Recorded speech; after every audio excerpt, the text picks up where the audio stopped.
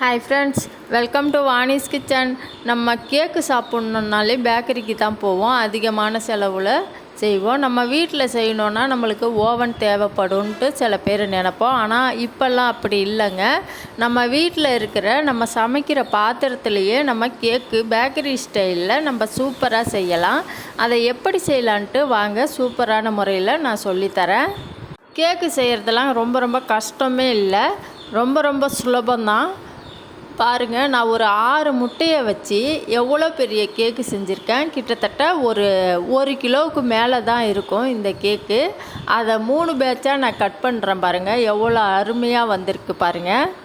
அதே மாதிரி நம்மளுக்கு இதுக்கு தேவையான பொருட்கள்லாம் ஒரு 5-6 பொருள் தான் தேவைப்படும்.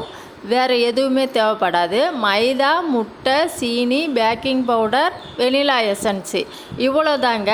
கொஞ்சமாக பால், அது பால் சேர்த்தாலும் உண்டு, சேர்க்கலைனாலும் பிரச்சனை இல்லை, அவ்வளோதான். 6 முட்டையை வச்சு எவ்வளோ பெரிய கேக்கு செய்யலான்ட்டு நம்ம பார்க்க போகிறோம். அதுக்கு தேவையான பொருட்கள் என்னன்ட்டு பார்க்கலாம் வாங்க.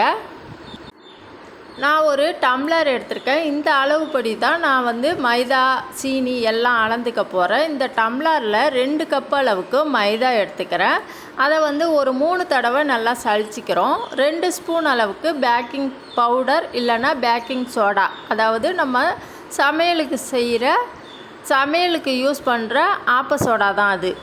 அதே மாதிரி இந்த சீனி ஒரு டம்ளர் அளவுக்கு, 2 கப்பு மைதாவுக்கு 1 கப்பு சீனி எடுத்துக்கணும்.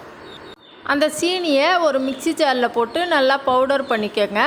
அப்படியே போட்டு நம்ம மிக்ஸ் பண்ணும்போது சீனி கரையிறதுக்கு லேட்டாகும். இப்போது 2 பேட்சாக போட்டு சீனியை நல்லா பவுடர் பண்ணிக்கிட்டு ஒரு பாத்திரத்தில் சேர்த்துக்கிறேன்.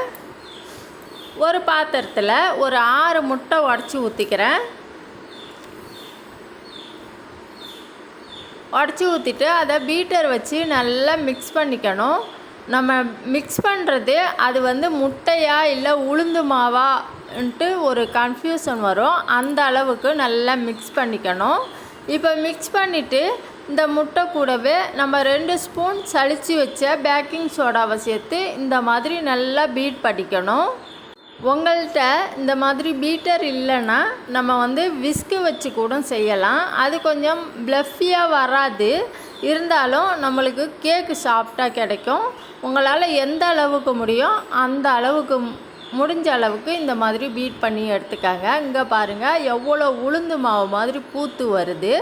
இந்த பேக்கிங் சோடா போட்டதால் தான் இந்த மாதிரி பூத்து வரும். அதே மாதிரி போடலைனாலும் நம்ம எவ்வளவுக்கு பீட் பண்ணுறோமோ அந்த அளவுக்கு நல்லா ஸ்மூத் பேஸ்ட்டாக வரும். இந்த மாதிரி நல்லா மிக்ஸ் பண்ணிக்கோங்க. நம்ம பேக்கரியில் வாங்கிறதோட நம்ம வீட்டில் குறைவான பொருட்களை வச்சு அருமையான கேக்கு செய்யும்போது நம்மளுக்கு ஆரோக்கியமான முறையில் கிடைக்கும். இங்கே பாருங்கள் உளுந்து மாவு மாதிரியே வருது பாருங்கள்.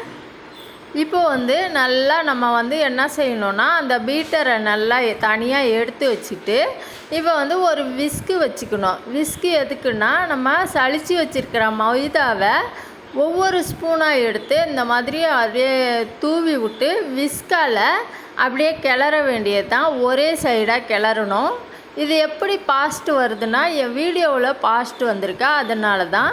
இதே மாதிரி கிளறிட்டு இதில் வெனிலா எசன்ஸு கொஞ்சம் சேர்த்துட்டு இதை நம்ம கேக்கு டின்னில், நான் காலையில் ஒரு பேட்ச் செஞ்ச கேக்கு, அதே டின்னுலேயே பட்டர் பேப்பர் வச்சு சுற்றிலும் எண்ணெய் தடவி இந்த மாவை ஊற்றி இந்த மாதிரி நம்ம ஓவன் பாருங்கள், அடுப்பில் ஒரு அலுமினிய பாத்திரம் வச்சுருக்கேன். இது குழம்பு சாம்பார்லாம் வைக்கிற ஒரு பாத்திரம்தான். அதை ஒரு 5 நிமிஷத்துக்கு நல்லா ஹை ஃப்ளேமில் வச்சு நல்லா சூடாக்கிக்கிறேன்.